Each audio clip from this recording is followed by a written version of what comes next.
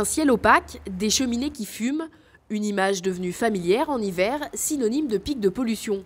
En cause, le chauffage au bois.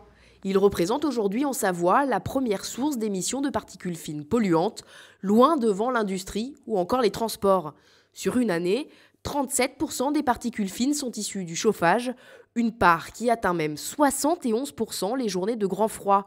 Un comble pour le bois de chauffage, première énergie renouvelable de France. Et cela en raison d'une mauvaise utilisation. Alors pour changer la donne, adoptons les bons gestes du chauffage au bois. Premier conseil, disposer d'une cheminée performante et opter pour un matériel labellisé. C'est le cas de la famille Munier qui s'est équipée d'un poêle certifié Flamme Verte 5 étoiles. Un équipement au rendement optimal et très économe en bois. En fait, le rendement d'un poêle comme celui-là, on est autour de 85%. Si on compare à un insert ou un foyer ouvert, par exemple, où on est entre 10 et 15%. Donc on peut réduire d'au moins par 2 la consommation en fait, de bois bûche pour chauffer notre logement. Et avec ce poêle, la famille Munier bénéficie d'un confort thermique maximal. En plein hiver, on arrive à le faire fonctionner qu'une fois par jour.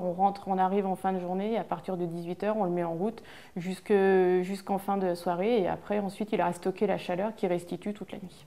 Mais disposer d'une bonne cheminée, ce n'est pas tout. On doit aussi brûler du bois de qualité, c'est-à-dire le plus sec possible. Car un bois humide diminue le rendement et augmente les émissions polluantes. Il doit donc être correctement entreposé pour sécher.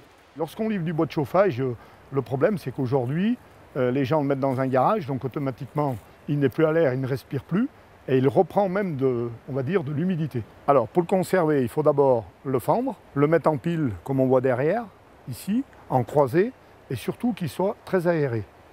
Ensuite, on peut le couvrir avec des tôles, comme c'est le cas là, même si ce n'est pas très esthétique, mais on a peu de solutions, surtout pas de bâche.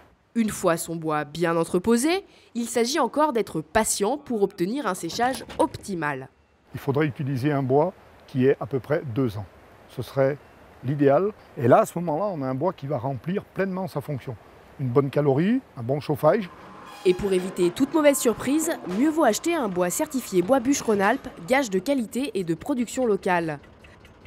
Une fois bien équipé, ne pas oublier de ramoner chaque année son matériel pour éviter de surconsommer. Des recommandations essentielles qui permettent de diviser par 100 les émissions de particules fines, car elles menacent la santé des personnes les plus vulnérables. Il faut absolument qu'on réduise ces particules dans l'air.